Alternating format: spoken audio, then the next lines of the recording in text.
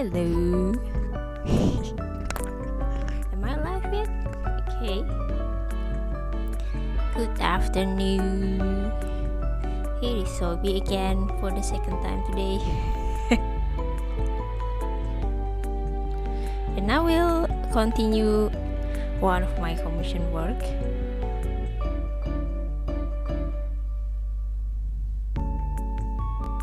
So, yeah.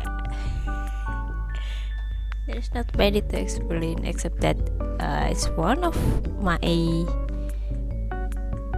YCH, your character here commission. So yeah, you can check it out in Vijan.co Masubi. So I'm gonna probably put the link in the description later. Yeah, I'm lazy to even put it here.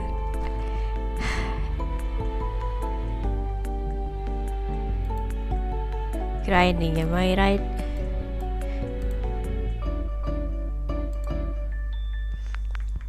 I want to listen to one of. There is this channel called Akil Waterson. It's a local drama channel that I'm gonna listen to while I work, because what's the best companion when you work other than some teas, right?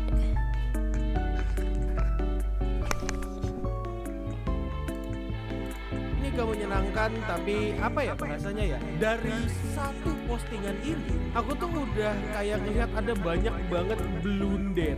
Seperti biasa agensi-agensian lagi, tapi aku nggak tahu ini agensi kah atau community, karena ya aku nggak ngeliat apa perbedaan keduanya dan kayak aneh. Ini kasus yang aneh. Jadi suatu hari tiba-tiba, karena aku ada nge-tweet sesuatu nih, imagine ada lawan jenismu ngomong itu cuma jadi alat pipis doang, masa nggak dipakai buat yang lain? Apa tanggapanmu? Nah, aku kan pernah nge-tweet kayak gini tanggal 1 Juli, dan somehow tiba-tiba ada satu tweet yang kayak gini. Halo semuanya, mohon maaf kalau aku kembali lagi setelah graduate karena masih ada hal yang belum selesai. Aku tidak ingin ngap masalah ini sebelum graduate karena aku lebih pilih kalian menghabiskan sisa waktuku sebagai kai bersama para kayang. Anjay. Ini dia postingnya 3 Juli ya, dan intinya dia ngomongin sesuatu kayak gini. Di sini aku mau menjelaskan kalau salah satu orang yang dimaksud di sini adalah aku dan Chikazuki Stellar. Nah, siapa Chikazuki Stellar dan siapa Kai Hikaru? Jadi kalau kamu tahu, Kai Hikaru itu adalah VTuber. Dia cowok. Terus habis itu Chikazuki Stellar itu cewek, VTuber juga. Dan kita langsung ke Google dokumennya aja. Kira-kira ada apa di Google dokumennya? Kurang lebih isi Google dokumennya adalah, betul, ada 5 bab. Perkenalan dan latar belakang. Oke, basically ini kurang lebih ini masalahnya dia sama Chikazuki Stellar, si Kai Hikaru, dan pokok masalah beserta bukti. Nah, dia di sini tiba-tiba ngomongin hal-hal yang pribadi, kayak misalnya ngomongin pacaran apa segala. Menurutku ini nggak penting-penting amat. Yang menurutku patut untuk dibahas dan lumayan mengganggu di aku adalah masalah seksual harassment yang dilakukan oleh Chika, yang dimana korbannya di sini bukan Chika, bukan cewek korbannya, tapi kali ini korban harassmentnya adalah cowok. Jadi buat teman-temanku yang nggak tahu, aku mau ngasih tahu nih, kalau korban yang seperti itu adalah ya nggak cuma cewek, tapi ya cowok juga bisa jadi korban. Jadi aku ngerasa kayak ini tuh complicated, nggak complicated banget, tapi kita nanti bahas. Dari sini akhirnya kita sama-sama tahu nih, kalau korban dari harassment itu bukan cuma cewek doang, tapi cowok itu juga bisa jadi korban. Yang dimana menurutku ini bukan hal yang langka, ini ada-ada aja pasti. Cuma mungkin cowoknya nggak mau buat ngomong atau nggak berkehendak buat ngebongkar. Kenapa seperti itu? Nanti kita bakal bahas. Pertama dari sini, Chika di Discord ngomong, ini di Discord servernya mereka, harusnya aku juga nggak tahu. Kemarin dia sempat kawin bot gitu, kawin yang pesta 3 malam cuma dipakai pipis doang. Damn, ada cewek nih nanya, itu dipakai pipis doang. Aku kalau mendapatkan komentar kayak gini, aku ngerasa kayak ada 2 output. Output pertama adalah aku ngerasa, oh ini adalah jokes, mungkin cuma bercanda. I don't think I want to listen to that anymore. That was a bad idea. Okay, skip.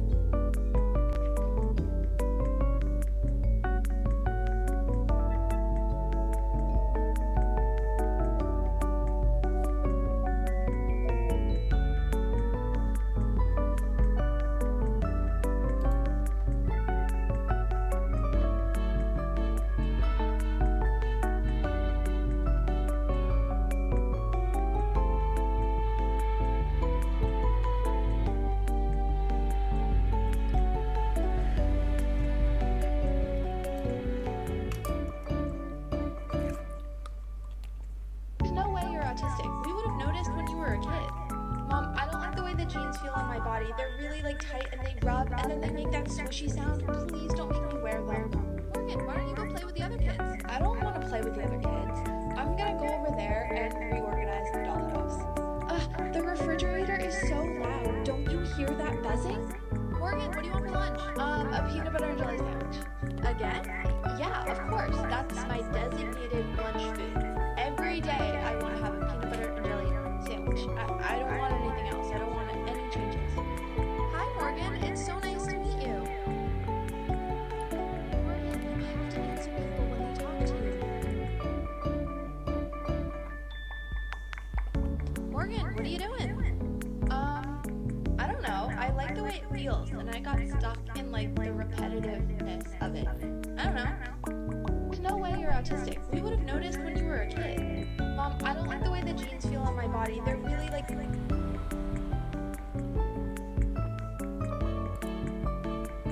Lady Cordelia. Lord Dashwood, what a delightful surprise. Oh, why does he look so good today? Oh, I must insist the pleasure is all mine, my lord. That must have not. Shall I be seeing you at tonight's ball, Lord Dashwood? Dash your wood into my book. Delighted to say I will be in attendance, but even more delighted to know I will once more be in your presence. To beat my meat when I get home, I should be charged with assault. How you flatter me, Lord Dashwood. Putting up on ILB, there is a tropical storm happening in my underwear. Flattery I know not of, I only speak in the language of truth. The truth being, every drop of blood in my body is traveling at the speed of sound to my penis. Well, I'm very much looking forward to this. Friction I am about to cause rubbing one off is gonna start. Perhaps you might say.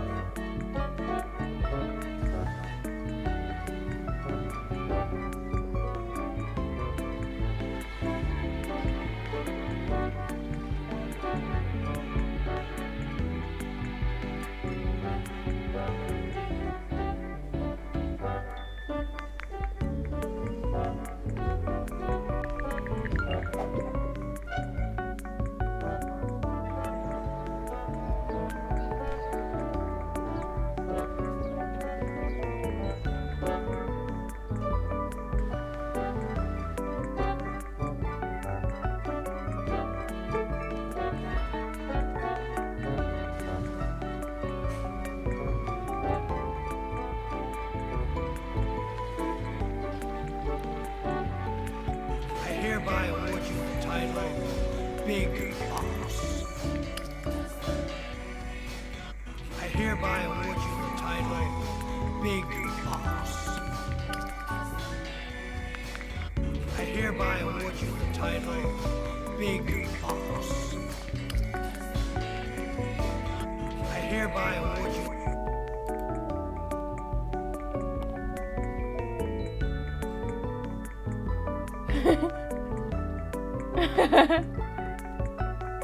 The title Big Boss. I hereby award you the title Big Boss. I hereby award you the title Big Boss. I hereby award you the title Big Boss. hereby award you the title Big Boss. I hereby award you the title Big Boss. I hereby award you the title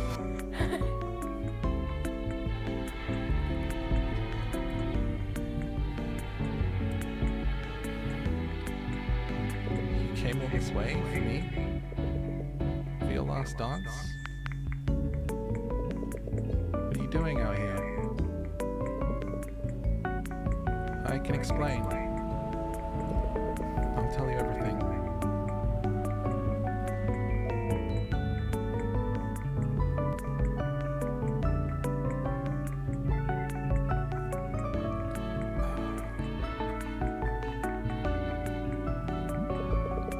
I should have seen it coming.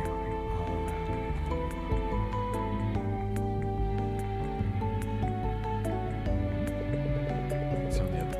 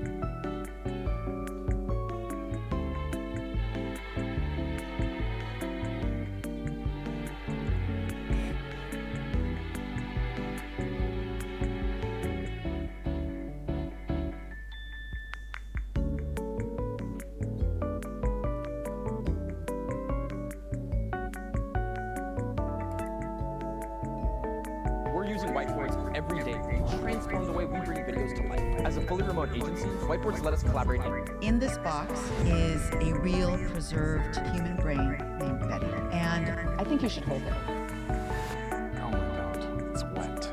And now we're going to go through all the tools and tricks to make the brain as healthy as it can be. Are you ready?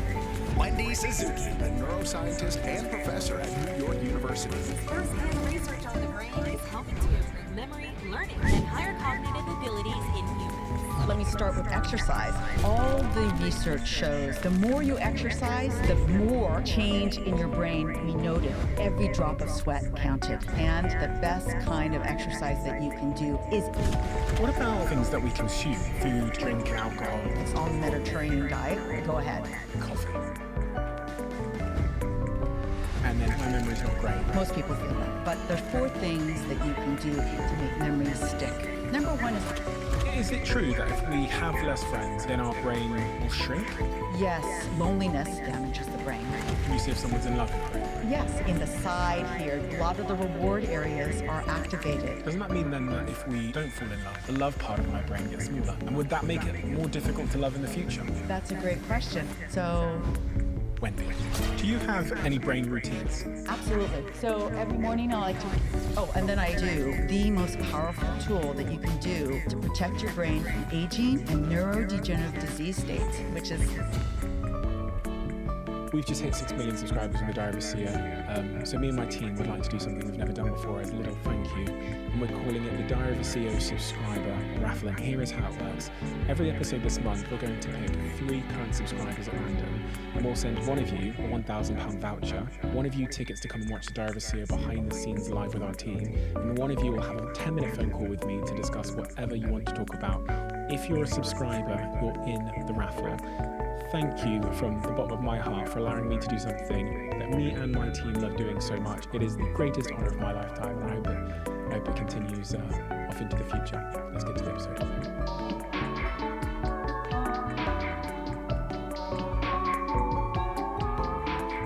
You just said to me that much of your work is focused on making sure people have big, fat, fluffy brains. yes.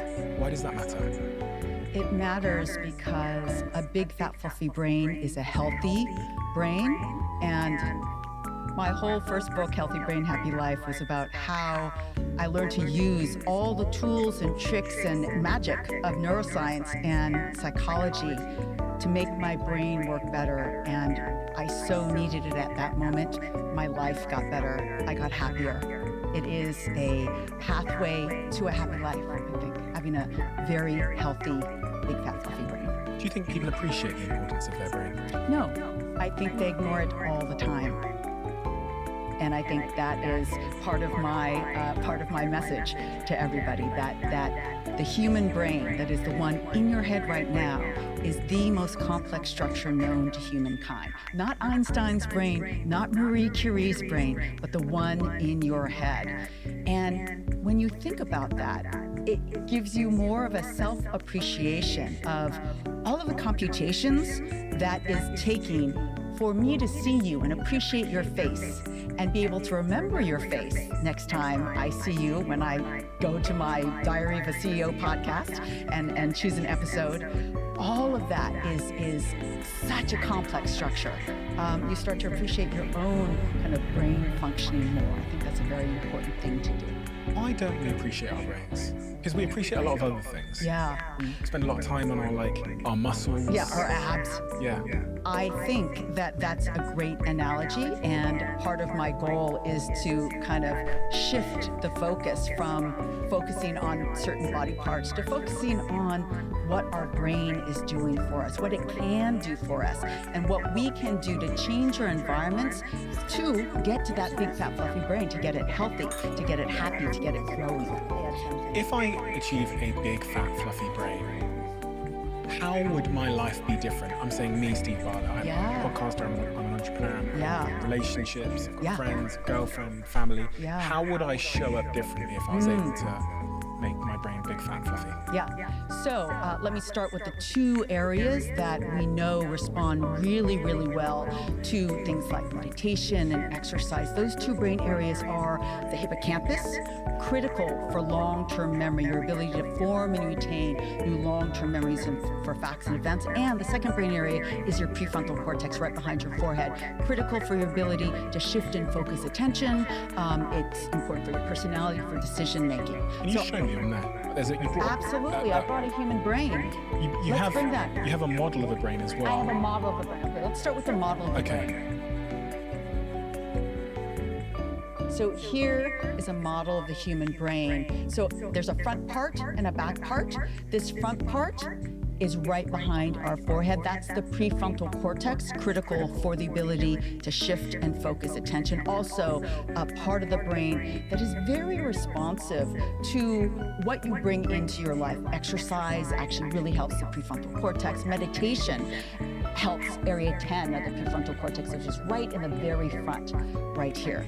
The second brain area that you will benefit from when you make your brain big and fat and fluffy is a structure called the hippocampus, which is very deep in this lobe right here, which is the temporal lobe. The hippocampus means seahorse, and the hippocampus is critical for your ability to form and retain new long-term memories for facts and events. You have one on the right and you have one on the left. So for you, superstar podcaster, what you need to do, you need to remember all the details of that guest that you're sitting in front of. You need to be able to focus. What did they say? What do I want to ask next? And how do I want to come back to those things? That is a combination of what your prefrontal cortex is doing for you and your hippocampus is doing for you. So I submit that when you do these things that we know from neuroscience are going to make your prefrontal cortex and your hippocampus big and fat and fluffy, you will be better at doing your job as a podcaster. I am better as a dean and a professor of neuroscience, and teaching in class, for example, is where I'm using my prefrontal cortex and my hippocampus the most. Most of us would benefit from these things that make our brains big and fat and fluffy. Was there a point in your life where you had a personal epiphany or revelation about the brain that made you so passionate about the subject? Absolutely, absolutely. So this story starts when I was in the middle of getting tenure at New York University. So it takes 6 years. You have 6 years to prove yourself as a scientist and do something groundbreaking. And if you don't, you're fired. So no big deal, no pressure there. And I decided to only just work. I didn't have a lot of social interactions. I was just working and just threw myself into work. And I was getting burnt out. And I decided to go on a river rafting trip to Peru by myself because I had no friends.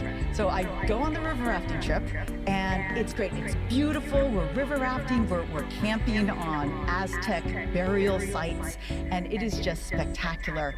But I realized that I'm the weakest person on this trip. And when I got back after this wonderful 2 weeks in Peru, I said, I never want to feel like the weakest person on a trip like that again. And it was so great to be moving and to be exercising. So I decided I'm going to go to the gym and I'm going to continue this physical activity at the gym. And somehow it stuck. I had let myself go, no exercise at all. And when I started going to the gym regularly, I noticed that great mood that I found in Peru every day during the river rafting trip stayed with me. I think everybody in my lab loved it when I was going to the gym. And I started to notice, not only I got stronger, I was feeling better, that mood boost that I got from physical activity was so powerful. But then one day, you asked me about this revelation I had. It was one day I was sitting in my office writing a grant, which is usually something that I have to do very regularly, but usually something that I'm pulling my hair out. It's so hard. It's very competitive. I'm competing against Nobel laureates for the same pot of money. And I had this thought that went through my mind, which was, gosh, writing went well today.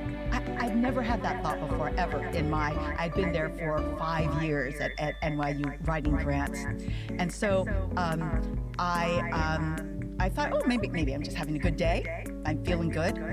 But I realized that the writing seemed to have been getting a little bit better over time. I had noticed it a little bit if I think about it. And the only thing I had changed in my life was regular physical activity, inspired by that trip to Peru. And so I'm a neuroscientist. I went to the literature and I asked, well, what do we know right now about what exactly exercise is doing? And it showed at that moment in time, about 10, 15 years ago, that exercise can improve your mood. Exercise actually makes your memory work better, and exercise improves the function of your prefrontal cortex. And I thought, wow, that is amazing. But the last part of the story was that when all of this was going on, this was after this day of realizing, gosh, something's, my writing is better, and maybe it's not exercise. something that I find pleasing I got a to call hear. from my mom, who said that my father wasn't feeling well and that he had gotten lost driving back from the coffee shop that he drove to every day, every afternoon for the last 20 years. And the hippocampus, that structure critical for memory, is particularly important for spatial memory. And as an expert in the hippocampus, as I am, I knew that that was a telltale sign of dementia, and maybe Alzheimer's dementia. But as I talked to my father, and of course we went and got him a neurology appointment, I saw that everything that seemed to be improving in me, that is memory, focus, completely and very, very subtly diminished in him. His memory was terrible. He couldn't focus.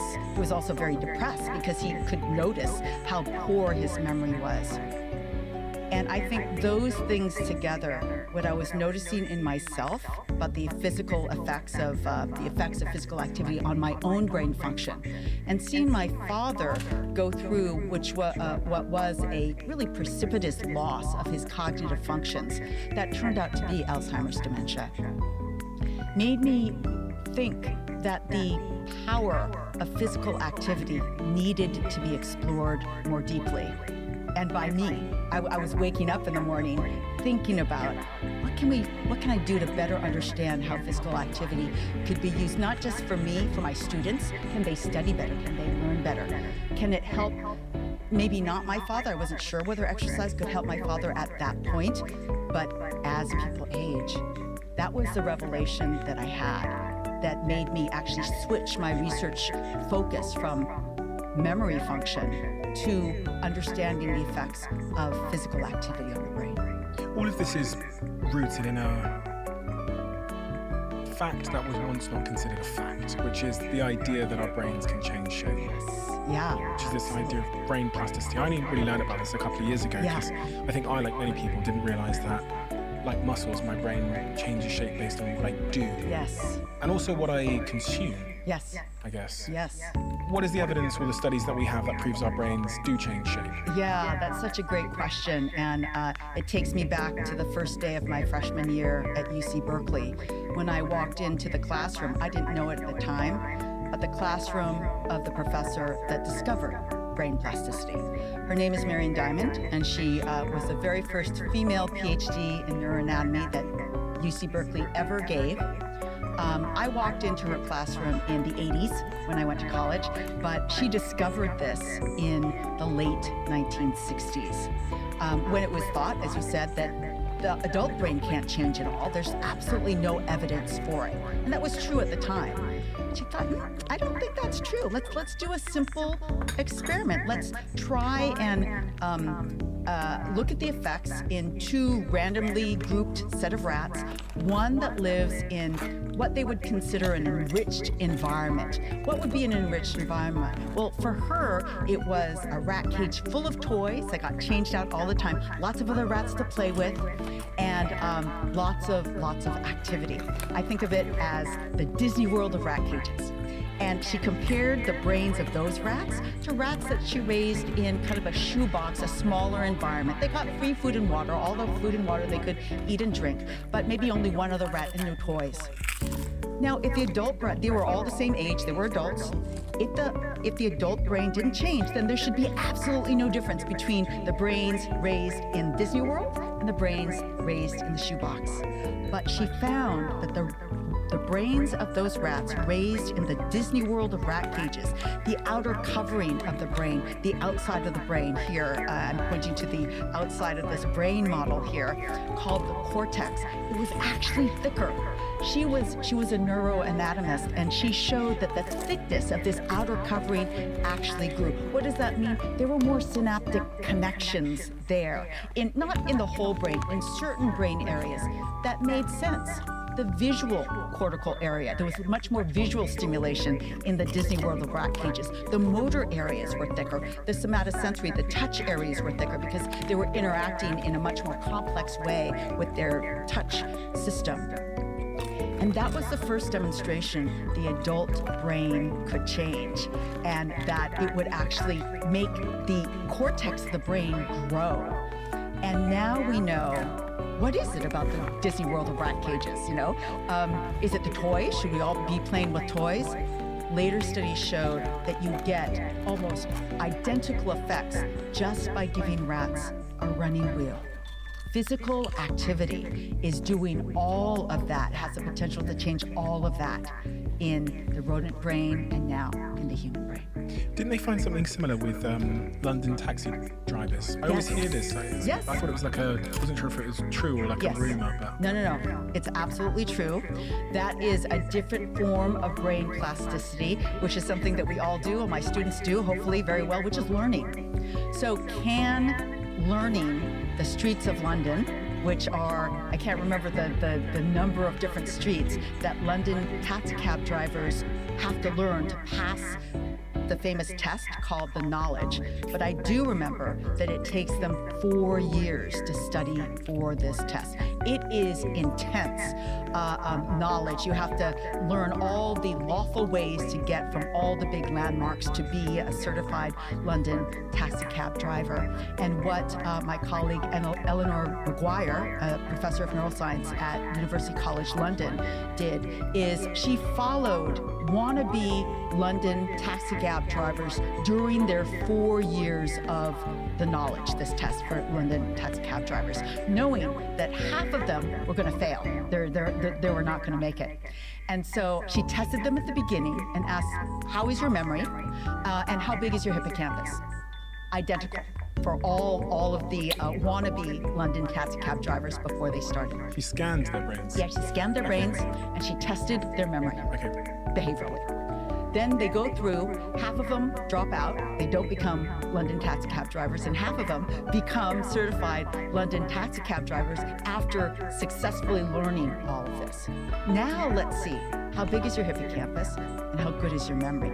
The people that passed the test and became London taxicab drivers, the posterior part of their hippocampus, which is the part we know is important for it, with posterior is back towards the back of the head. As part of Experience AI, we're launching a new set of resources to help young people protect their data, understand misinformation, and use AI responsibly.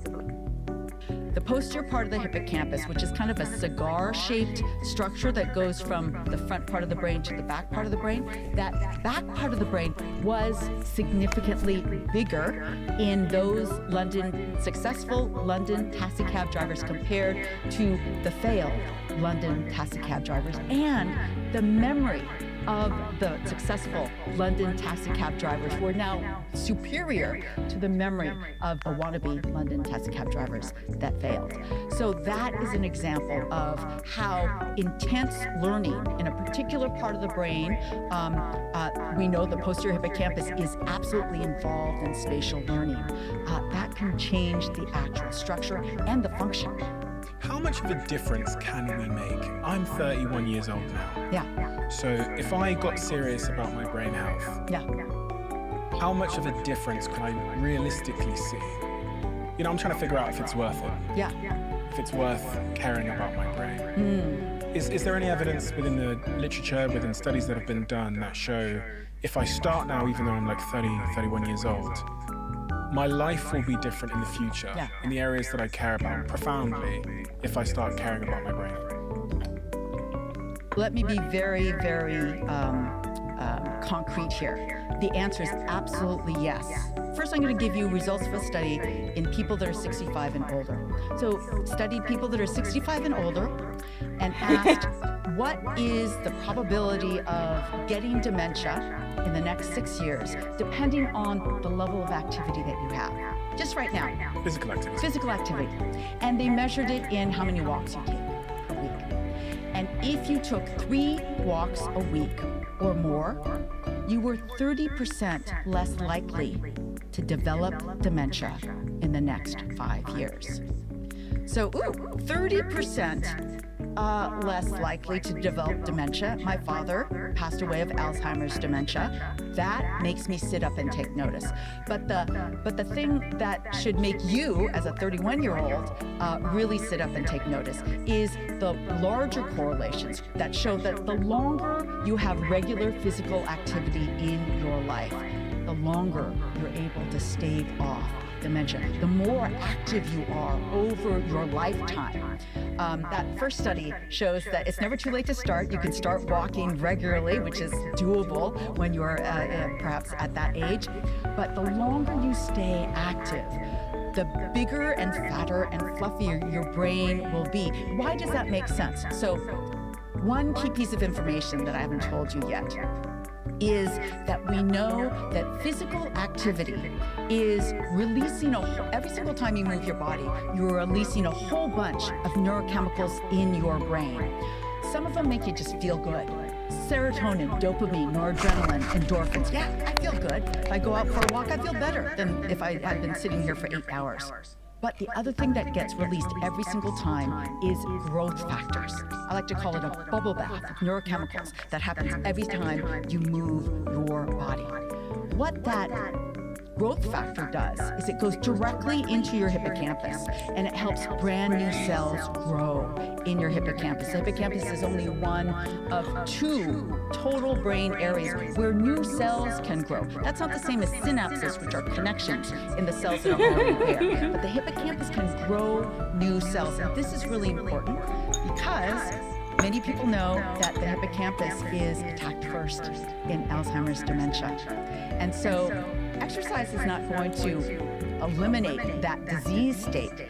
But if you start with a huge fluffy hippocampus, it's going to take that disease that much longer to actually damage enough of your hippocampus so that you start seeing those telltale signs of memory impairment that comes with Alzheimer's disease and dementia in general. Same thing with the prefrontal cortex.1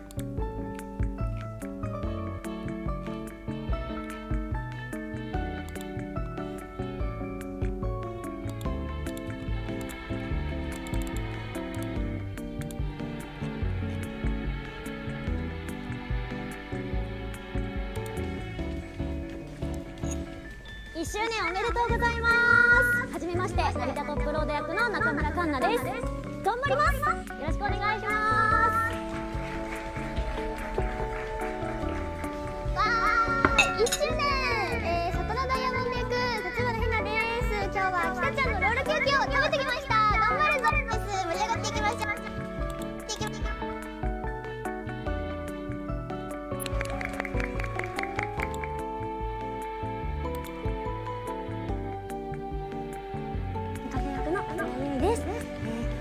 1周年一緒に楽しんでいきましょう。よろしくお願いします。かわいい。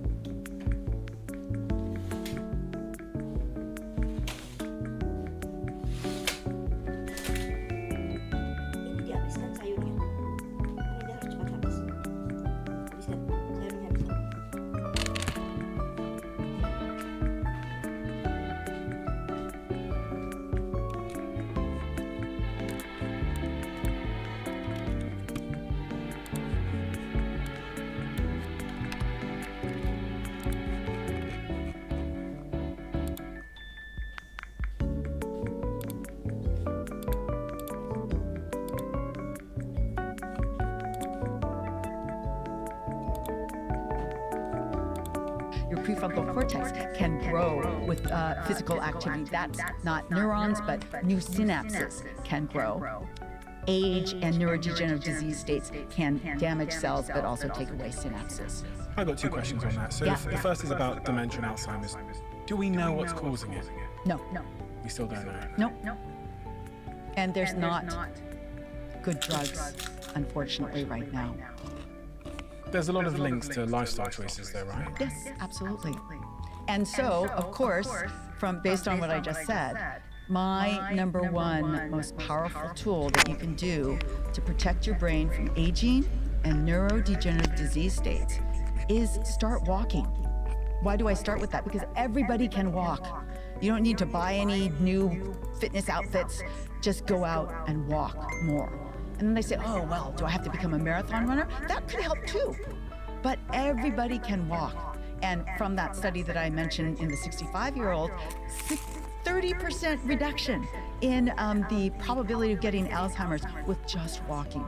You said that if I go and start walking and I do exercise, my prefrontal cortex will grow, which is the decision-making center, right? Yes. So does that mean then that if I am somebody who is very sedentary, I don't do much physical activity, that my decision-making will be worse compared to what it could be with the same person if they were active? Yes. I mean, that there is that potential.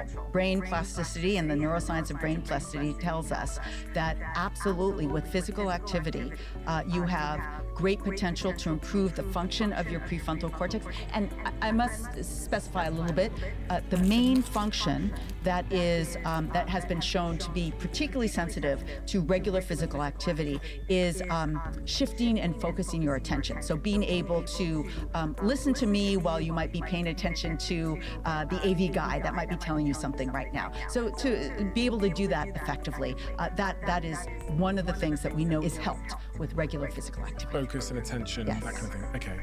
You talked about memory as well. Does that exist in the prefrontal cortex as well? There's a form of memory, working memory, which is kind of scratch pad memory. It's a memory that when we used to have to remember telephone numbers, that ability to remember a 7-digit, at least in the United States, telephone number, it's different from long-term memory formation, which is memory for facts and events that is dependent on the hippocampus. I feel like my memory's not great. Most people feel that. Why is my memory not as good as other people? Because I noticed this when I was with my friend in Thailand many years ago. I think I was 21 years old. And we could leave the house and go on our little mopeds for about an hour. And he could navigate us back home without needing sat-nav or Google Maps. And if I go 3 minutes down the street, I'm lost. And I always wondered why that was. And then even with names and stuff, I would always, he's my best friend, he still is one of my best friends for 7-8 years. We ran a business together and he would remember every name of every person and I couldn't, I wouldn't. And so I'd always turn to him and say, what was that person's name again? What's that, And I always wondered why my memory, he seemed to have this incredible memory and mine seems to be pretty rudimentary. I would argue that, everybody has parts of their memory that aren't as good as they want, but also other forms of memory that they're very good at. So I would guess, I've only just met you today, that your memory for stories and storytelling and story progress is excellent because it has to be for the job that you do. I bet you it's much better than your friend that can navigate back. Not everybody has a perfect memory in all the different dimensions, and it's like our personalities. Some people have a wonderful sense of humor and others don't. It is about how our brains are wired, which is defined both by nature and nurture, our genes, and if I went to stand-up comedy class, I would probably get funnier, but there's probably a limit to my funniness compared to other people. So there's different types of memory? Yes. In your book you talk about there being, is it 3 different types of memory in total that are formed in the hippocampus? There's lots of different names for forms of memory in the hippocampus, but I like to describe it as the hippocampus is critical for our memory for facts and events, also called declarative memory or cognitive memory. Another form of memory that's dependent on a completely different structure is motor memory, like the memory that you use to learn how to play tennis or pickleball or whatever you're playing, and it's not declarative. I can't declare how I do a backhand backhand in tennis, but it is in your motor functions, and this is dependent on the striatum, and a motor-related structure. And then there's the prefrontal cortex, dependent on that working memory or scratch pad memory, keeping things in mind. So you and I are both trying to remember what we've just said, so we can link it to things that we might say in the future. One of the things that I found really interesting, both as a marketeer but also as a podcaster and as someone that's making a lot of content and trying to get people's attention, was as I was reading through your work, it became quite clear to me that there's a bit of an overlap between memory and attention in many respects. Because absolutely. You were talking about these 4 things that make facts or events memorable. Yes. And many of those things are things that I think about as a marketeer when I'm trying to get someone to, engage with something, click on something, buy something. Yeah. What are those 4 things? Okay. Can we go through them? Absolutely. So I like to say there are 4 things that make memories stick. And this is after 25 or 30 years studying the hippocampus and how memories work. Number 1 is obvious, repetition. Okay. You remember things with repetition. Number 2, not as obvious, association. The hippocampus is an associative structure. It associates one thing with the other. For example, your name and your face. So I just met you, and I will remember your name and your face now. But it also helps you remember things like who's married to each other, associating the husband with the wife. Have you heard of the memory palace? Yes. Yes. So this is a technique that has been used for many, many ages to help remember things. And it is a strategy where you picture a spatial location that's very familiar to you, like your childhood home. And when you need to remember a list of items, you take an imaginative walk through that very familiar environment and place those items in particular locations in the environment. That is associating something really familiar, your childhood home, you know every corner of it, with the new thing you need to remember. And that works and has worked for memory champions for many years because the hippocampus associates things together. That's number 2, association. Number 3 is novelty. We remember novel things. I've never been to this particular studio ever before in my 26 years in New York and Brooklyn. So this is a novel thing, and I will remember coming here to do this podcast with you. Our brains, and this is where it interacts with the attention system. Our attention system focuses on things that are novel. Why? Because it could be dangerous. If I've seen things over and over and over again, I don't notice them. They go into the background. It's not going to hurt me any. It's not going to cause me any danger. Cliche. That's why cliche doesn't work in marketing. Exactly. Yeah. And so, but something novel. That really perks people up. I use that in my teaching all the time. Surprise students with an element of what you want them to learn, and they will remember it better. But the 4th one, which is so powerful, and we know it intuitively, we understand this intuitively, is emotional resonance makes things more memorable. We remember the happiest and the saddest things in our lives because that emotional resonance solidifies those memories. Where does that come from? It comes from a structure called the amygdala that sits right in front of the hippocampus, right in the front of the temporal lobe, right here, and the hippocampus is right behind it. Amygdala means almond. It's an almond-shaped structure, and it sits right in front of the kind of tube-shaped structure that is the hippocampus behind it. And the amygdala is kind of infusing the hippocampus and kind of giving it a little jolt when it's emotionally resonant, either really happy or really sad. You brought with you what you've told me is a real human brain. Yes, I did. Now, I'm not sure if you're just winding me up, but we're talking here about novelty and surprise. And that's right. Things you'll never forget and emotional resonance. Correct. And as you're saying that, I was conscious that over in the corner of the room, it appears that there's a human brain in a box. So Jack is just bringing the human brain in. Yes.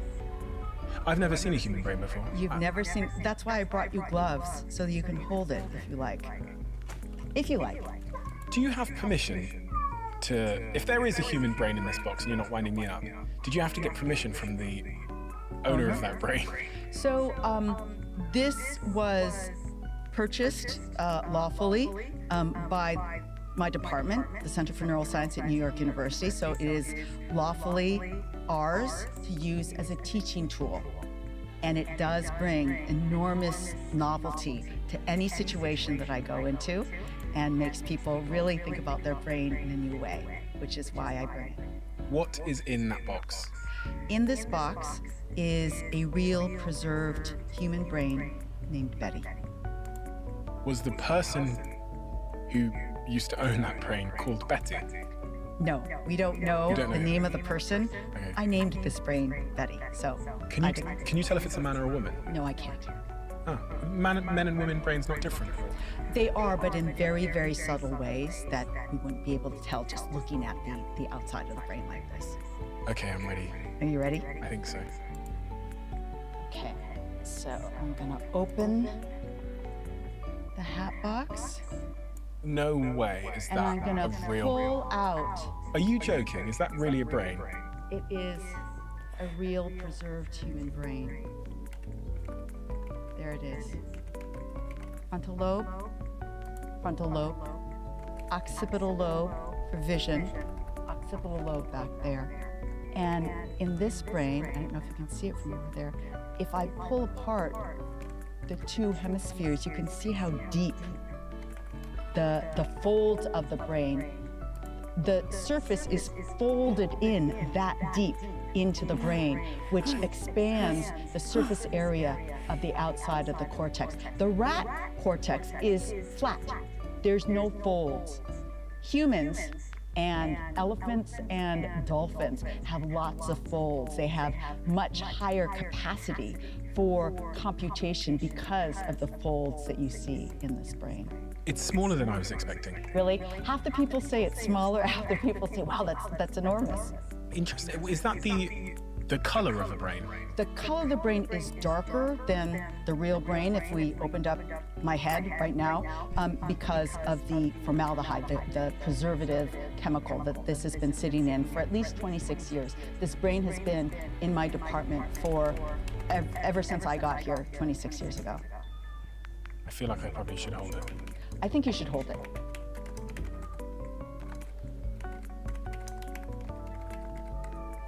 Oh my God. It's wet. Yes.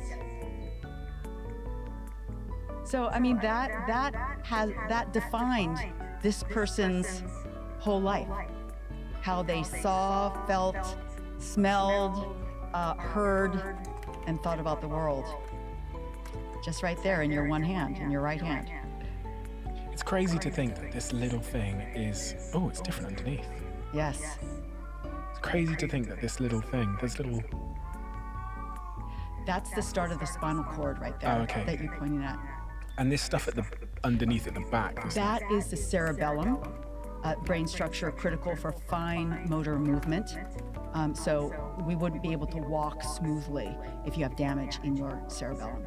Isn't it interesting that, like, everything, as you say, everything this person worried about, every thought, every memory, every relationship, all of their education, the school they went to, the university, everything they saw and remembered, and all of their trauma and their anxiety and maybe their depression, everything they went through, even their last days before they died, is like captured in this little ball of like tofu. Yep. Sits in my hand, an entire human being's existence. It's true. What they watched on TV, their favorite movie, their favorite number, color, everything is in this tiny little ball of tofu. It's true. Oh gosh. It is amazing, and actually in real life, firm tofu is the consistency of the brain. I often bring in a block of firm tofu when I demo this for students, in addition to Betty. Do you remember the first time you saw a human brain? I do. Did it change how you think about your own brain? It changed my life because I was like, I want to study that. That is the coolest thing that I've ever seen in my whole life. And I want to study that, and I want to be just like her. And so it really like, okay, now I decided this is what I want to do. And it was life-changing. I say that because we, at the start of this conversation, we said that most of us don't appreciate our brain. A lot of people don't even realize it's there. But the minute I had a brain scan one day, and that brain scan really changed my life, because seeing my own brain for the first time, it was the push that I needed to start caring more about how my decisions and behaviors are impacting you. So let's talk about how I can make that ball of tofu in my head super healthy, super big, fat, and fluffy. Right. You talked about exercise early on, but we didn't really dig into exactly what you mean by exercise, because exercise, I think, is multifaceted in its definition. What kind of exercise should I be doing to make my ball of tofu in my head great? Optimal. Well, all the research shows that the best kind of exercise that you can do is anything that gives you aerobic activity, that is getting your heart rate up. So that goes for, power walking will get your heart rate up. Soccer, so many different things. Name your activity. So many people want to say, oh, well, my favorite activity, will that work? And I always just say, is your heart rate up? Or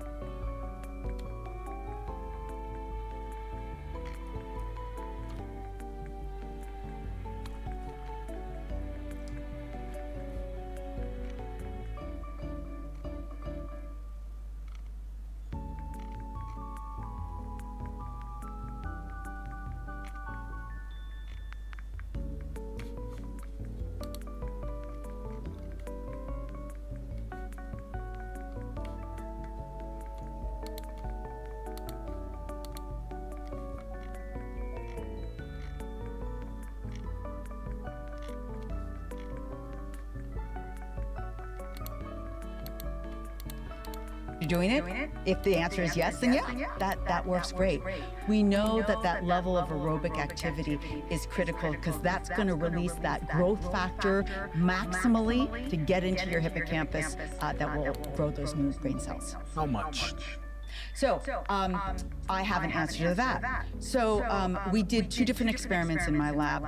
One in low-fit people that are really not exercising very much at all, less than 30 minutes in the last three weeks. You've moved your body, and we asked, could we see any behavioral improvement in your memory function from your hippocampus or your ability to shift and focus attention if we ask you to move your body in an aerobic way for 2 to 3 times a week. And we collaborated with a spin class, so clearly very aerobic.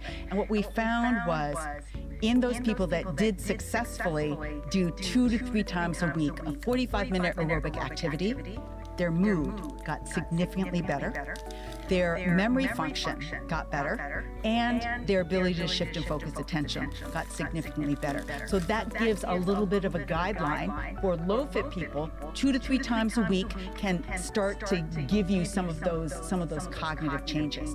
But you don't look low fit. So let me answer the question you're about to ask me. Like, what about me? I exercise pretty regularly, and how much do I need? So to answer that question, we went to another spin studio and we said, look, we're going to give you free classes. You could exercise as much as you want in this at this studio, and go up to 7 times a week. And the control was just stay the same. They were working out twice a week at the studio. Control was the other group that one you were testing them against. Yes, okay. Exactly. And so what we found was basically every drop of sweat counted. The more you exercise, the more change in your brain we noted, both your hippocampal function, prefrontal function, and mood. If you were already getting benefit, you're already going twice a week, or you did, the more brain changes you got. So that doesn't give the formula that I would like, but we're heading in that direction, which is part of one of the questions that I want to answer. But I love to leave people with the idea that every drop of sweat counts for building your brain into the big, fat, fluffy brain that you really want. And then in the real world, again, making it super real for people. Yeah. How does that change how I show up? Yeah. If you allow it to, should have a beautiful effect on your mindset. That your mindset around how often should I wake up 30 minutes early and do that walk before I start my day, or accept the invitation to go walk the dog with a neighbor.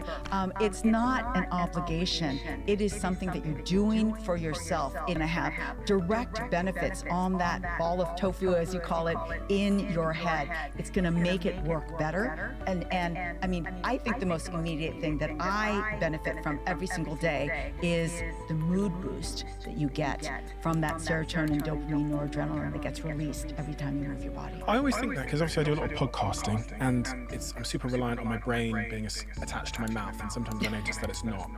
You know what I mean? Like sometimes I'm not articulate, I can't get my thoughts together, whatever. Yes. And I always try and figure out the correlation between what I did that day when I have a good day versus a bad day. Yeah. And from your, and also I speak on stage sometimes, so I've often asked myself, because I saw Tony Robbins, the speaker, one day on a trampoline before he goes up on stage. I asked myself, okay, should I be doing a workout in my green room before I go up on stage for a big talk or presentation? You think I should? Oh yeah, absolutely. What's the basis of that in science and neuroscience? The basis is that immediate effect. So there's 3 key effects that we know happen every time you move your body. First one is mood. You're going to get your dopamine, your serotonin up. Second is focus and attention. So a single workout isn't going to make more synapses in your prefrontal cortex, But the prefrontal cortex uses dopamine. And so it's clear that even a single workout can make your prefrontal cortex work better in terms of focus and attention. Also very important anytime you're speaking. And the third is reaction time. Your reaction time is, motor. You're working your motor cortex when you move your body, and your response and reaction time is significantly shorter after even a single workout compared to if you just don't work out and sit alone. So great things to do, a great thing to do before you stand up and speak. What about coffee? I'm trying to figure out if coffee is good for my brain, bad for my brain. I've had a couple of mixed messages around the impact it might be having. Yeah. Caffeine is a stimulant, and people respond to that kind of stimulant in different ways. Overstimulation with caffeine is not good for your ability to put words together. This is where I turn to a main theme in my book, Healthy Brain, Happy Life, which is self-experimentation. For you, what can you titrate your coffee to see what level of coffee is best for whatever, your podcast or you're giving a talk. The other thing that can work similarly to coffee that I've started and that I do every morning is hot-cold contrast showers, because that cold that you shower on yourself after the heat stimulates adrenaline in you. A natural adrenaline. Ooh, it wakes you up. And okay, it was painful the first kind of few times I tried it, but then you get addicted to it. And I have forgotten to do it and gotten back in the shower just to douse myself with cold water, because I feel better when I do that for first thing in the morning. So lots of different things that one can explore with. Okay, on the other side of the coin then, what are some of the central behaviors that people do that destroy their brain? Well, sedentary behavior is one of them. Not getting enough sleep is critical. We haven't talked about sleep yet. Sleep is so important for normal functioning of the brain. I like to scare my students by saying that in torture situations, if you deprive a person of sleep for too long, they literally die. They die. You cannot function if you are deprived of sleep for too many hours in a row. It's that critical. Yet we happily, watch too much Netflix at night and get only 5 hours of sleep when we could have had 8. So what's happening exactly? Why is it so important? Well, there's so many different things. I'm gonna say 2. One is that we know that in regular healthy sleep, there is activity in the hippocampus that helps you strengthen the memories that you have formed in that previous day. It's called consolidation, and it's so important. If you shorten that, if you don't get enough, you are not consolidating your normal everyday memories. And second, it is the time during sleep when all the metabolites, all that garbage that your brain is producing, because all biological cells produce garbage, it gets kind of cleaned up through the cerebral spinal fluid that is flowing through your brain. And if you do not get enough sleep, you build up garbage metabolites in your brain. It's like you have a gunky brain. And do you feel like, I feel like I have gunk in my brain when I don't sleep enough? That is exactly what is happening. Well, when you think about things that we consume, like food and drink and alcohol and all these kinds of things, is there anything that if I'm trying to have an optimal brain, I should be having or not having? Yeah, well, so I think the most evidence is around the benefit of the Mediterranean diet, which is basically all healthy, kind of organic, not organic, but non-processed is the word I was trying to think of, things to eat that are very, very colorful. There is so much evidence about how good that is generally for the brain. That is my go-to. Like, what should I eat? Well, is it on the Mediterranean diet? If it is, then go ahead. If it's too processed, only do it just a little bit. Is it true that if we have less friends, if we have less strong relationships, if we're lonely, then our brain will shrink and is more prone to dementia and Alzheimer's and things like that? Yes, we are social creatures, and there are really powerful studies that have shown the correlation between the number of social connections that we have, including just saying hello to the barista at Starbucks. It's not a close friendship that you develop over 30 years. It's just how many people you interact with and greet, and longevity. The more people you are regularly interacting with, the longer you are living. Overall longevity. But if you go into brain health, absolutely, it's also very, very healthy for you. It also brings happiness. So a friend and colleague of mine, Robert Wallinger, studied what makes people happy. The study started in the 20s, the 1920s in Harvard. And after all of those many, many, many decades, the answer is what brings happiness is the strength of your social connections. So it makes you happier, it makes you live longer, and yes, loneliness on the flip causes stress, long-term stress that damages the brain, and in the long term can make it smaller and less healthy. Do you have any brain routines, like a morning routine for your brain? Absolutely. So every morning I like to wake up and I do a tea meditation, which is a meditation over the brewing and drinking of tea. And this is after many years of yo-yo meditating. I knew meditation was good, but I just couldn't really get into it. And I was introduced to this form of meditation by a monk who invited me to tea and just did this silent meditation outside in a beautiful location. And the ritual and the sequence of brewing, drinking, seeping, starting over again kind of kept me in the flow. And so I start with about a 45-minute tea meditation. Then I do about a 30-minute workout. I try and do cardio strength. Sometimes I do yoga. Sometimes I just do mobility. And then I have breakfast, and then I go to work. Oh, and then I do that hot-cold contrast shower is also something very helpful for my brain health, because it really does in me. That adrenaline boost that I get just energizes me, and I love that feeling at the beginning of the day. Just going back to that question, because I want to close off on it as well, the idea of what would I have to do to destroy my brain? So no sleep, I'm going to be sedentary, I'm going to have no friends, and smoking?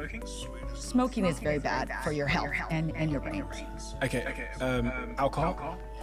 Alcohol, I mean, yes, long-term alcohol can cause significant and named brain diseases. Moderation, even moderation now, studies have shown it is not very good. And the reason why it's not good is that alcohol disrupts your sleep. Even though people drink it to go to sleep faster, the sleep is much more superficial and is not deep, and it's not the healthy sleep. So that is not good overall for sleep, depth and health, and therefore brain health. I'm going to eat a processed diet to hurt my brain, and I'm not going to have a lifestyle that is novel, because we talked about learning. Right. Yes. So I'm not going to learn anything new. All of these things should shrink that little. You're not going to be mindful also. Is there evidence that being mindful, which is like meditation, being in the moment, helps the brain? It does. There's beautiful studies showing brain plasticity in the areas that are important for focused attention. Meditation, the practice of meditation, is basically a practice of enriching the function of your prefrontal cortex. So you can focus on that object, either the breath or loving kindness is a form of meditation. So yes, there's been studies that brain changes occur in long-term meditators that are absolutely beneficial. What if I'm on social media all the time? Because isn't that good for me? Because I'm going to be seeing lots of new things all the time, and I'll be learning lots of new things. So if I sat on a screen for 7 hours a day, is that good for my brain, social media? Does that take you away from real people and interacting with real people? Yes. Okay, then it's modulated by that. Is it not the same thing? There's a difference, and I think your brain knows it. And look, there's enormous amounts of evidence showing that the increase in use of social media, especially in young kids, correlate with huge increases in depression and anxiety levels, particularly in young girls. So when kids started getting the smartphones and started to spend more and more, 7 hours a day on social media, that's when the anxiety and depression went up. That's for young kids. I use social media as well as a tool for business. That is a little bit different. I'm not 13 years old, and you're not 13 years old. So there's some warnings I think that need to go into that. But let me be clear. No, it's not the same. Social media is not the same as social interactions face to face with people. Are you concerned about what social media is doing to our brains? Yes. Because we hear those stats around young girls are struggling most with social media, and we think to ourselves, well, that's because there's a lot of like comparison and all these kinds of things, and there's a lot of like toxic messaging and such. But if we think about the physiological consequences of social media, what it's actually doing to our brains at a chemical level, what would you as a neuroscientist guess is the physiological harm to the brain? Not the sort of psychological, I'm thinking about not the psychological, okay, oh my God, she's more this than me, but like the physiological harm. But the psychological harm causes stress. Stress releases stress hormone that goes into the brain that at too high and too constant a level can start to first damage connections and then kill cells. So it's intertwined there, and that is part of what is happening. You can't pull one away from the other. Because social media is designed to kind of, it's like pulling the slot machine handle. I pull down on a feed and I get ping, oh look, there's a nice picture, and ping, there's notifications and comments, etc. It's that, I think about the constant, they say there's constant dopamine hit. Yeah. They refer to it. Is it a dopamine hit? Is that what's happening when we're being stimulated by social media or a slot machine? Yes. And is there any harm in just a constant dopamine hit all day, every day? Well, I'm going to answer that question by saying I would not want to be addicted to gambling. Gambling is addictive. It's hard to get away. You lose all these other things that we just decided were all good for you, including sleep, including social connections, including exercise. And I think that's part of what social media is doing for our young kids. It's not good that they're not joining teams outside to be social and interactive in that kind of, now it seems like an old-fashioned way, but it's very, very powerful way for development and brain health. I think I'm addicted to my phone. And I often ask myself, is that a problem? And from what you said, it sounds like the problem is what I sacrifice through that addiction to that device. Yes. Is that the issue? The issue is I sacrifice social connections, maybe movement. Yeah. Although I do work out every day. But the brain is smart enough to know that there's no substitute for real human connections. Absolutely. And that's going to make me what? I need you to help me, scare me out of this phone addiction that I think I have, but I know many other people have as well. So that is going to limit your potential for brain growth, for brain plasticity. It is going to limit your possibility for not to be dramatic, but joy in your life. There's different kinds of joy that you have in real person-to-person social interactions that it feels pretty good on social media if you get lots of likes and but it's not the same. And I would say that to scare yourself out, you're gonna have to bite the bullet and do a 2-week phone detox. What would that do to you? How would you feel? I just could never imagine such a thing. Well. Which is a real shame, isn't it, really? Because I just think about my ancestors and my parents. They must think I'm so strange, but it's just the way that, when my phone dies, I'm nervously waiting for it to come back on. I'm staring at it, oh my God, what am I going to do with myself? And I remember those studies they did on people where they gave them the choice of either sitting alone with their own thoughts or giving themselves an electric shock. a huge amount of people in that study actually would rather give themselves an electric shock than just sit alone with their thoughts, because it's some kind of stimulation. That's kind of how I think I am now. Like, I don't know what I'd do without my phone. It's really sad. I know there's people listening to me now that think I'm absolute, like, I'm really sad, but it's just it's the truth, you know? And I do wonder what it's doing to my brain, but I think you're right. I think it's actually what it's doing to my life. Yeah. The joy, the connections, the being there to experience things. And I mean, that point that you made is a very profound one. The not wanting to be alone with your thoughts is the core of meditation. Can you be alone with your thoughts and focus on something organic, usually the breath, but also a thought like loving kindness? That is a very powerful practice to do, and it's hard. I find it hard too. And I notice I find it harder when I'm using social media and when I'm using my phone more. But I feel most creative and most imaginative when I do practice that. That is, being alone with my thoughts. What comes into mind? How does my own imagination work? Which is very much dependent on the hippocampus as well. It's putting together all these things in your memory in new and interesting ways that are unique for you or unique for me. And it doesn't work the same if you are stimulating your brain with social media all the time. You you wrote a book that kind of speaks to what we're talking about here. You wrote a book about anxiety. Yes, I did. 2021. Yeah. I think the US version is called Good Anxiety, isn't it?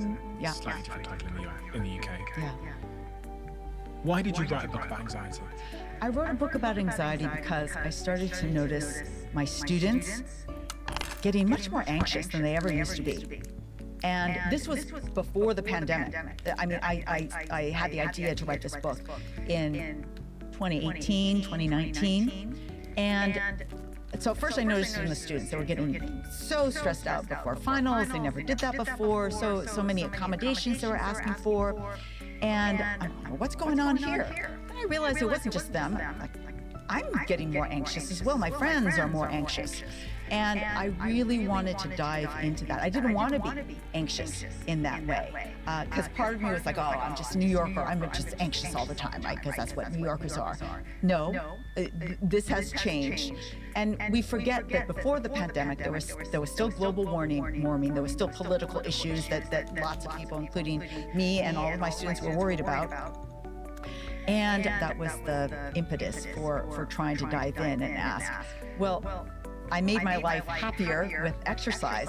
What is the approach when it's anxiety? And not clinical anxiety. I did not have clinical anxiety. The vast majority of my students didn't have clinical anxiety. They had what I called everyday anxiety. Just worried about the things that are going on in the world. And there were just more things to be worried about. Is that normal? Is that human? That is human, absolutely. But is it human is the quantity in which we experience it human? I think it is. I mean, because I think about my ancestors. Okay, they probably. I don't know. I always imagine my ancestors kind of, I don't know, just chilling. You know, like. But they didn't have global warming where the ocean is about to, get sucked up in plastic and the ozone is going to come down. No worries like that at all. But the everyday anxiety for me is like emails. And WhatsApp. Well, by everyday anxiety, I mean the anxiety that people are feeling today that is not at the clinical level. So all the things that we just mentioned, global warming and wars in multiple places in the world, all of that contributes to the higher level of anxiety. And your ancestors and mine went through 2 world wars. And that was anxiety provoking, no question about it. But they weren't also all the other things that were, contributing to it, including the higher than, extremely high anxiety and suicide levels of our young people that are, strongly linked to social media. So that's another element. What did you find then when you started uncovering and trying to go on this search of figuring out, the nature of anxiety and what we can do about it? Did you first find that you're right in your hypothesis that it is increasing? Yeah. How much? Do you know how much? It shifted over the time that I wrote and published the book, because I started in 2018 and then it was published in the middle of the pandemic in 2021, where anxiety levels went up approximately 20% worldwide. So, but the social media anxiety, that is going up in girls even more than 20%. That's kind of in parallel. So I actually don't know how to integrate those two levels, but they're both going in the same direction. Why are women, young women, becoming more anxious, and suicidality amongst that age group is rapidly increased? I think that it's that comparison that is so easy to do. And I see it in my own work at the university, that when I was going to college, I had no idea what rank I was in number in the application, but they could see that immediately. They know exactly what number they are in each and every class they take, in their whole high school class, in their application to the 5 schools that they applied to, or 10 or 15 now that they're applying to. That gives a much higher level of stress when you know those numbers immediately. That we never had. So there are stresses like that they're experiencing. More information. Yeah. More. It's funny because more social connection, but when I say social connection, I don't mean real world social connection. I mean more followers and likes and more people that can message me and tell me something, and PM me or comment on my thing. Right. More noise. Yeah. The volume's increased, which seems to be driving more anxiety. Where do we experience anxiety? Where, from a physiological standpoint, where is anxiety? Because it feels like it's in the chest. So anxiety is kind of a full body experience, and anxiety is strongly linked with the stress response. So an anxiety provoking situation, you meet somebody that you had a big fight with before. Oh, I'm anxious. I might have to speak to that person before. That launches the stress response. That is dependent on what's called the sympathetic nervous system. And so this is where it becomes full body. So what happens when your fight or flight system is activated? Your heart rate goes up, your respiration goes up, your irises get bigger so you can see everything and look out for that annoying person that you're worried about. And blood is shunted from your digestion and reproductive organs towards your muscles so you can fight or run away. That's what all of our ancestors evolved to protect us from, not the social media post, but the lion or the tiger that could come and attack us. So it made sense for that kind of stressor or that kind of threat. Unfortunately, our body's doing the same exact thing when the nasty DM comes in from somebody I wasn't sure who it is, but they're saying something really bad about something I care about a lot. And we get this stress response, we get anxious because of that. And somebody asked me, does that mean our brain is not very smart? And the answer is our stress and our threat system is not very smart. It isn't differentiating between the lion that could physically kill us and the DM that might wound our pride, but will not kill us. But it causes the same kind of stress response and anxiety response. What do I do about that? You have to learn how to turn the volume of your own anxiety down. And part of that is, I'm not saying you have to not look at your DMs and not look at social media. There's lots of ways to turn your anxiety down. We've already talked about some of those approaches. Exercise immediately decreases anxiety and depression levels. And there, you don't even have to get aerobic. 10 minutes of walking can significantly decrease your anxiety and depression levels. That is a powerful tool that everybody can use right here, right now. Breath meditation. Did you know that breath meditation, that is deep breathing, is the oldest form of meditation? Why? Because equal and opposite to that fight or flight response that everybody seems to know about is the rest and digest part of your nervous system, called the parasympathetic nervous system, that calms you down. It slows your heart rate down, slows your respiration rate down, and shunts blood from your muscles towards your digestion and reproductive organs so that you can do those weekend rest and digest kinds of things. Well, everybody should be asking, well, do I have that system? Yes, everybody has that system. Everybody has a parasympathetic nervous system. How do I activate that?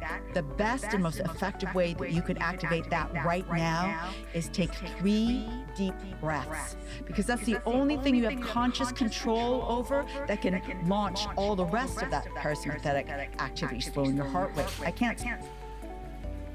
夏場の生ゴミのうってする匂い、小映え、ゴミ袋から漏れる謎の汁が気になる方は生ゴミが腐る前にパリッパリにしませんか？こんにちは、あやかです。突然ですが、家族の平和ってキッチンから始まると思いませんか？だってキッチンって家族みんなが自然と集まる場所ですし、いつでも思わず深呼吸しちゃうくらい気持ちのいい空気があってほしいですよね。でも現実はそう、あいつがいる生ゴミ。だからね、私考えました。生ゴミが腐ってうってなる匂いを放って私たちをイライラさせる前にこっちから先手を打っちゃえばいいんじゃないかなって。つまり生ゴミが腐る前にパリッパリにしちゃいませんか？どういうことって思いますよね。百聞は一見にしかず。まずはこの短い動画を一緒に見てみましょう。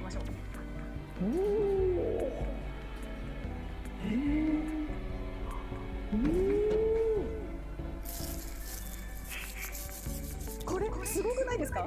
ジメジメした生ゴミがまるで秋の落ち葉みたいにサラサラカサカサ、匂いもぬめりも重さも全部消えちゃってるんです。この魔法を叶えてくれるのが生ゴミ乾燥機ルーベン。これただものじゃないんです。もともとは美容大国のお隣韓国で100万台も売れた大ヒット商品。日本に上陸するや否や新しいものに敏感な人たちが殺到して、なんとクラウドファンディングでは宣伝なしで1300万円も売れちゃったまさに本物。機能だけじゃなくてデザインも評価されてて、世界が認めたレッドドットデザイン賞を受賞したり、テレビで大活躍の家事アドバイザー島本美由さんもこれは本物ねって太鼓判を押してるんです。私がね一番びっくりしたのは、これだけすごいのに使い方が信じられないぐらい超簡単なんです。見てくださいね。まず料理中に出たゴミを骨でも貝殻でも何にも考えずにポイッで蓋を閉めてボタンをポッ、終わりです。そう、たったこれだけ。あとは調理の途中でもいつでも自由に追加して OK。 まるで賢くておしゃれなゴミ箱みたいですよね。お手入れだって中のバスケットをさっと水洗いするだけ。もう三角コーナーを洗うヌメヌメ地獄からも解放されちゃうんです。そう、このルーフェンに生ゴミをパリッパリにしてもらえば、夏のってなる臭い生ゴミの匂いからも無限に湧いてくる小映えからもたまに漏れてしまう嫌な汁からも全部解放されるんです。ボタン一つで家族全員がリビングで快適に過ごせるし、こんなにストレスが減るって超いいですよね。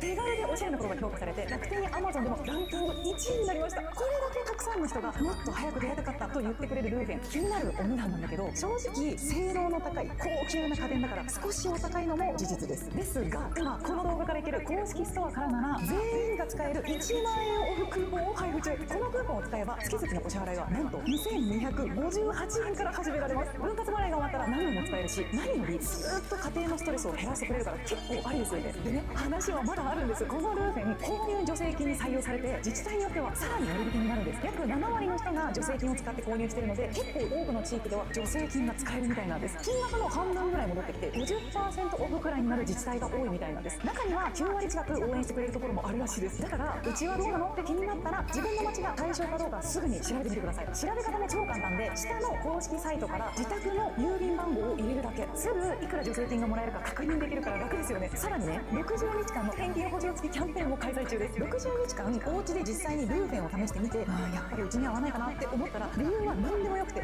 お金返してもらえます。それってさ、メーカーさんが一度使ってくれさえすれば絶対に良さが分かるからって言ってるようなものだから信頼できるし、家電ってやっぱり使ってみないと合うかどうか分からないから、こうやってお試しできるのは安心ですよね。1万円オフクーポンと60日間返金保証キャンペーン適用で購入する方法は、この動画下の青いボタンからいける公式ページから簡単な情報を入力するだけ。1分程度で完了します。お支払いはクレジットカード、Amazon Pay、PayPay、いろいろ選べます。色も5種類から選べるので、インテリアとしてぴったりなものを選んでください。これで臭い匂い、小映え、たまに漏れる汁のたくさんのストレスから解放されて、ご自宅のキッチンが快適な場所になりますね。最後に一つだけ、キッチンの空気が澄むと不思議と家族の会話が弾むんです。ゴミ出しのストレスがなくなると心に優しさが生まれますもんね。だからもっと家族に優しくなれて、家族みんながリビングに集まることも増えて、笑顔で過ごせる時間が増えたらいいですね。このルーフェンが家族みんなの大きな幸せにつながることを心から願っています。あなたの毎日がもっともっと輝きますように。早川でした。ありがとうございました。生ゴミ乾燥機ルーフェン1万円オフと60日間返金保証キャンペーンはこちらから。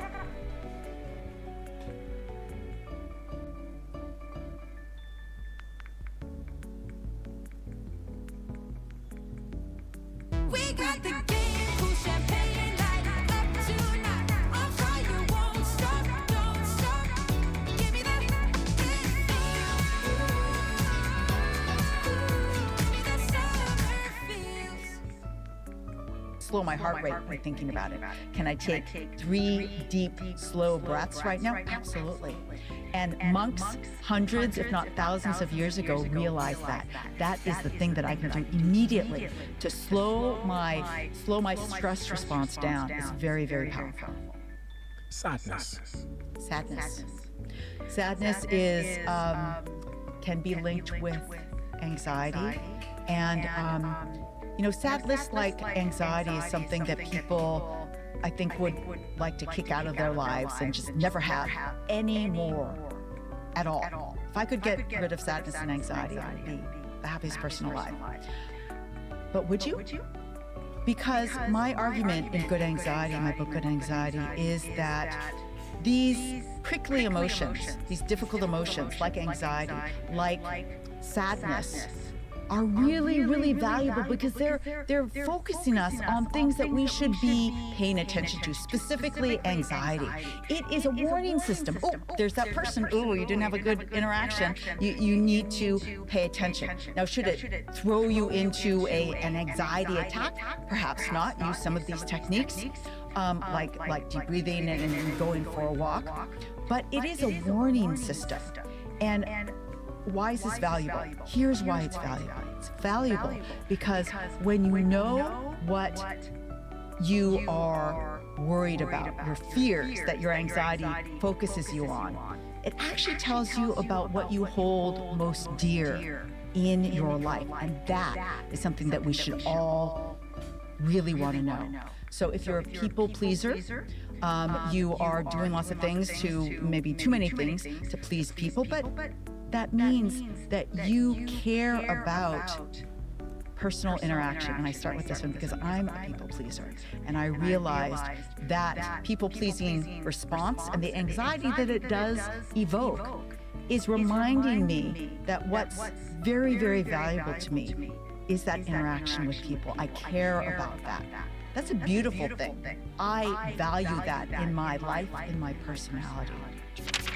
I'm going to let you in on a little secret. What is in the Diary of a CEO cup? This cup that sits in front of me when I interview these people, sometimes for 3 hours, and sometimes 3 people a day. And the answer is this: Perfect Ebb. I invested in the company on Dragon's Den, and since then they've gone from an idea to the fastest growing energy drink in the UK. It is a matcha energy drink, and it is absolutely delicious. But that's not why I choose to drink it on this podcast. The reason I choose to drink it is because it gives me what I call all-day energy.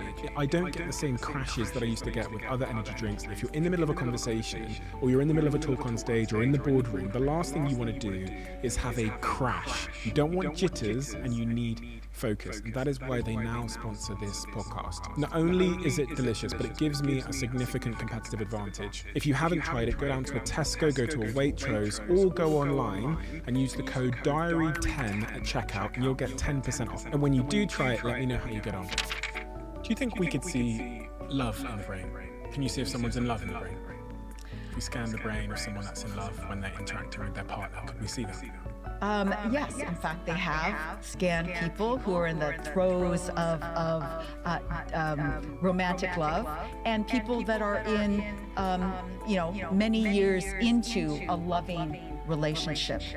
And there are lots of reward areas that get activated when you're scanning the brain of somebody that is in the throes of deep romantic love. That is in the first few weeks.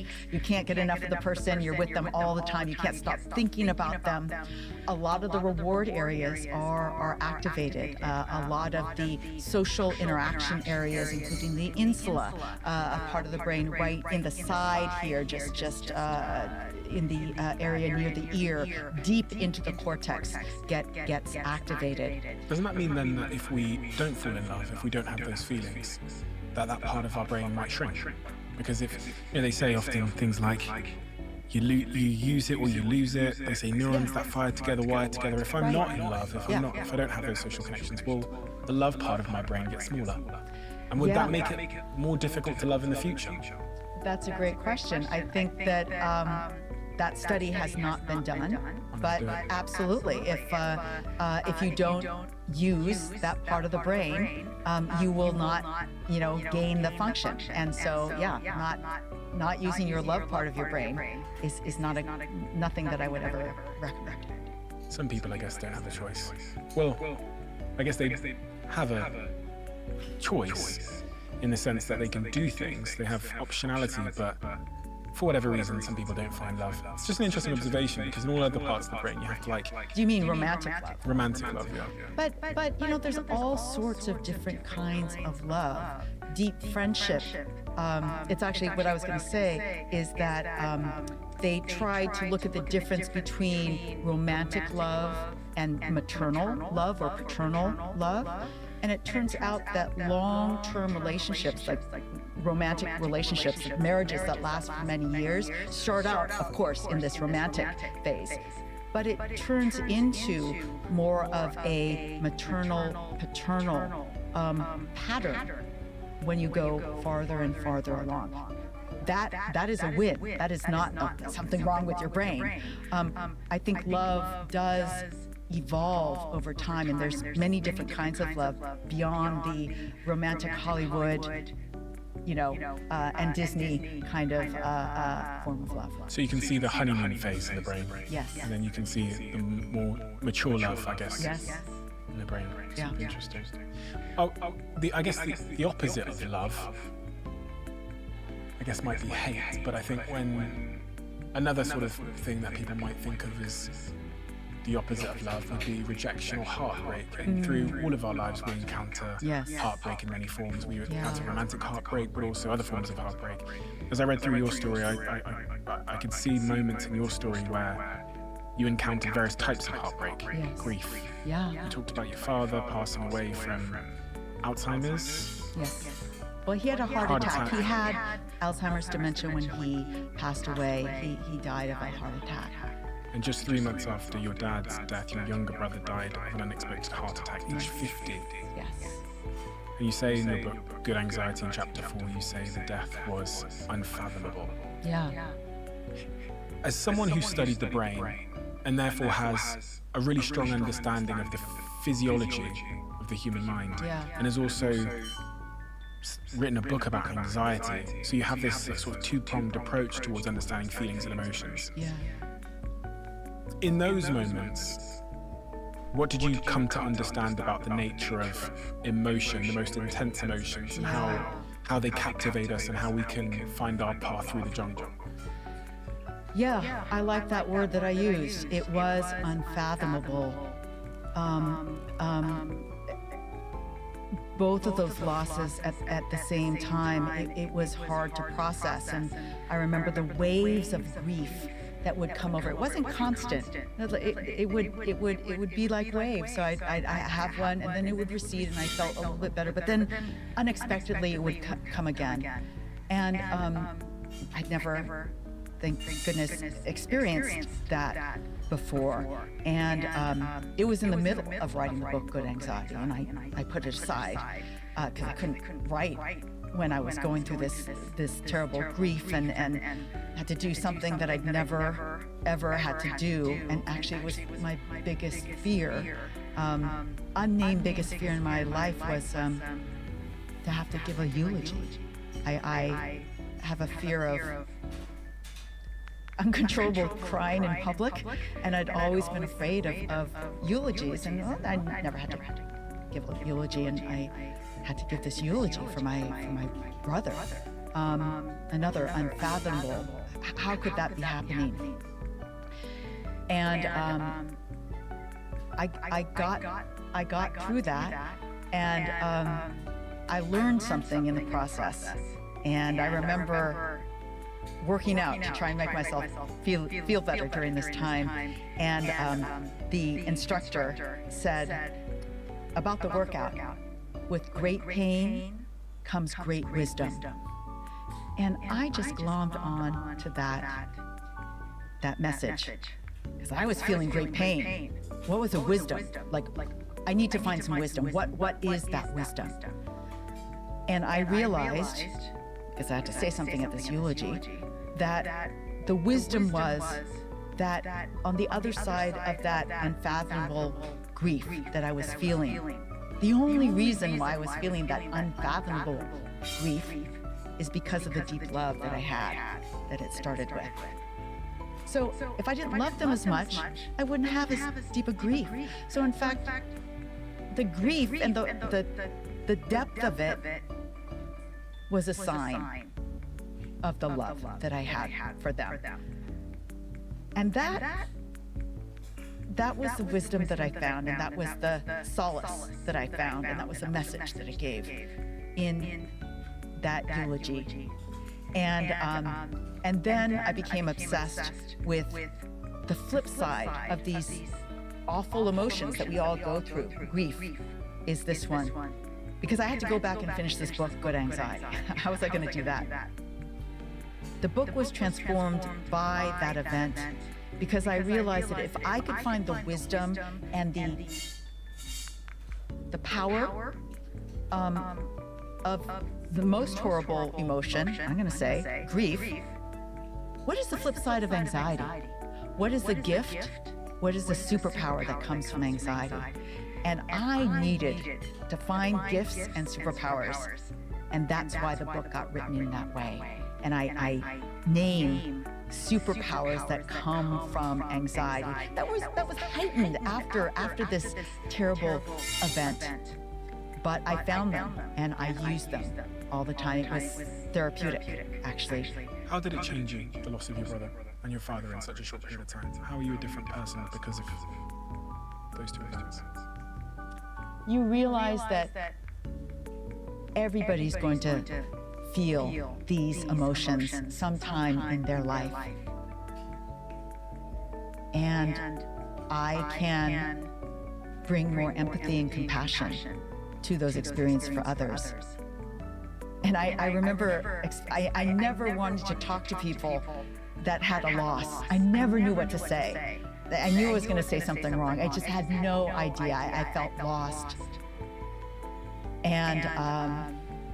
And it is, I do feel wiser. I feel like I have more empathy. I have more knowledge. Can I ask you a question? If there was a pill that you could take to not feel the grief, in the moment when you were in the throes of that grief, would you have taken it? And in hindsight now, would you have taken it? Look, no, I'm not a pill taker. I wasn't clinically, I didn't feel like I can't, go about my life. It was a terrible emotion, but I didn't feel completely debilitated with it. Other people do. Maybe they would take the pill. I would not take the pill. And after the lessons that I learned from going through those emotions, absolutely, I would not take the pill. And that was part of the lesson of writing this book, that anxiety is critical for us, because anxiety and sadness and anger are critical to help us appreciate those joyous moments of our lives. If we had no grief, no sadness, no anger ever, then every day would, it would just be mundane. But it gives that value. I mean, our highest highs are extra high because we know those lows. And that also is probably how this grief that I experienced affects me. I appreciate that, the good times even more. As a neuroscientist who understands the brain and the systems and then sort of neural pathways and all this stuff and how we think, does that leave much room for spirituality and those kinds of things? Are you spiritual? I am. And what does, because when some people think about spirituality, they think it's the opposite of neuroscience.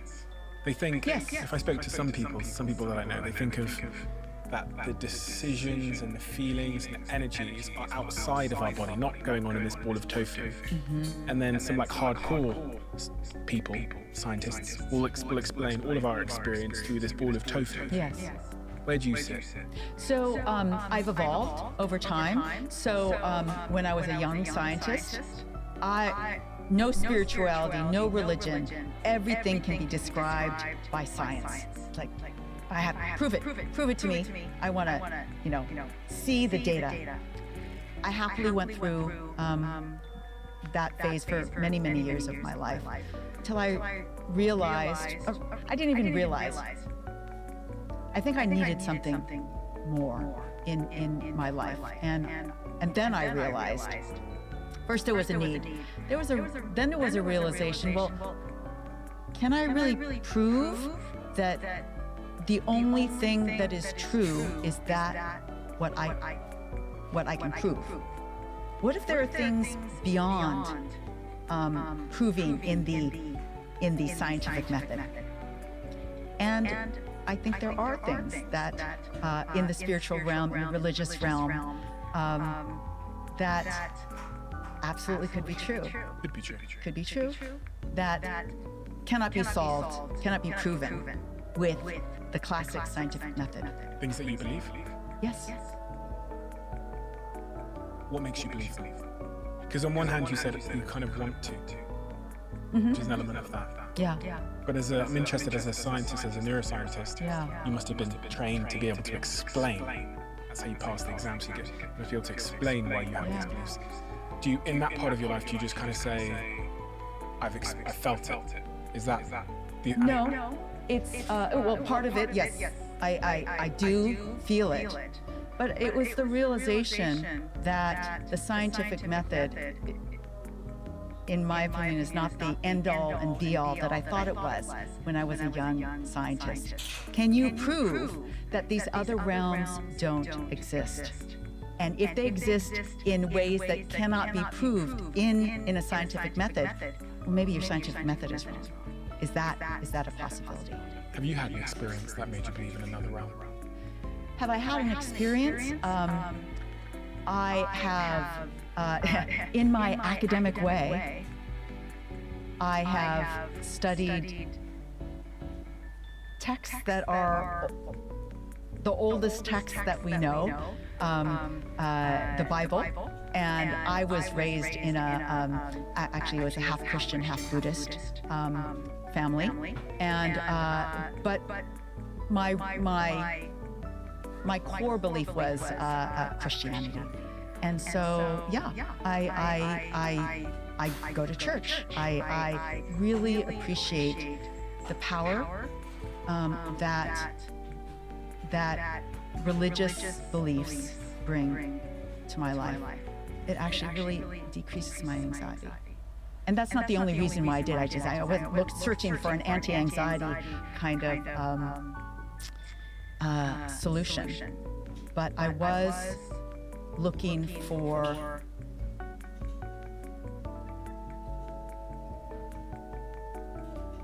maybe something more than the scientific method in my life. We're going in one direction as a society, like more, I told you I'm basically addicted to my phone. Screens, loneliness, less connection, less friends, less people we can turn to in a time of crisis according to all the studies. And as we go further and further down that road, I think it's making it more obvious of what's at the other end of the street. Yeah. And it's robbing us of something at a really deep level that I think I'm noticing more and more as I grow older. I think that's actually why I want to have kids now, because I think I'm in search of that greater meaning or purpose in my life beyond just like making more money or just, all the superficial stuff. Yeah. You said to me before we started speaking that you're thinking a lot about community. I am. Why? Because I think it is a balm to students and to everybody, and I think those events that we can create that bring people together and talking to each other and learning about each other are joyous events, and I see it in me and in the students that come to these events. It is clear that is something that is a little bit unfamiliar to students right now, but has an immediate effect. What is the one thing we haven't spoke about regarding Betty, the brain over there in the corner, the brain in front of you? The most important thing about the brain that we didn't discuss? You only have one. And we have an opportunity every single day to make it as healthy as it can be. I watched my father pass away with Alzheimer's dementia, and we have elderly people in my family as well, and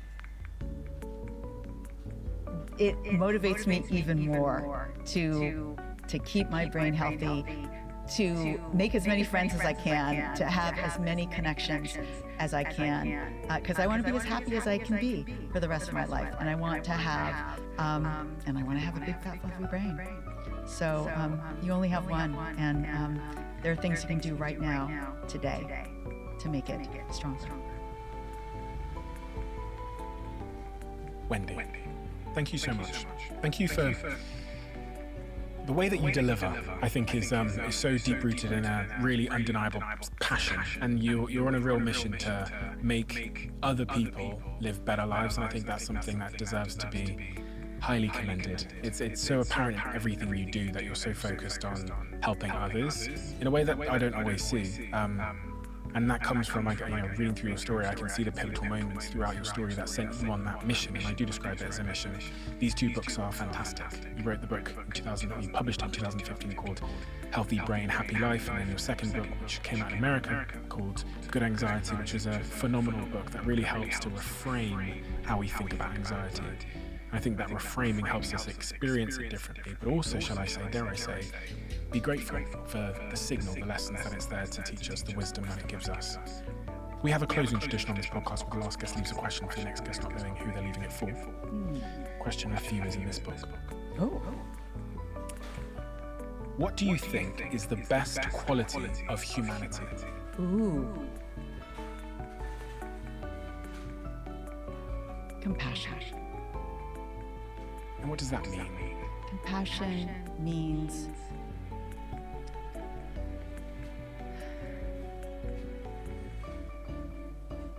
feeling for the experience of others, both good and bad. So I can experience your joy compassionately, and I could experience your grief compassionately. I think that is because I've been thinking so much about connection and community, that function of or emotion of compassion is really top of mind for me. Wendy, thank you. Thank you.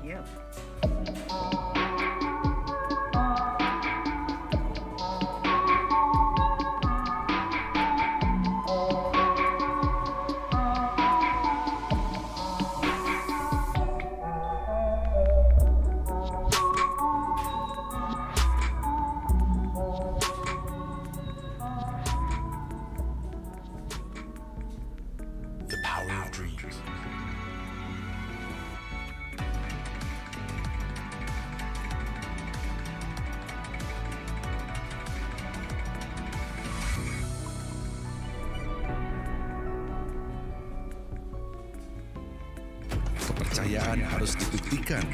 Ratusan penghargaan kami adalah buktinya. Broker global terpercaya, pilihan para trader. Trading lebih yakin bersama FBS.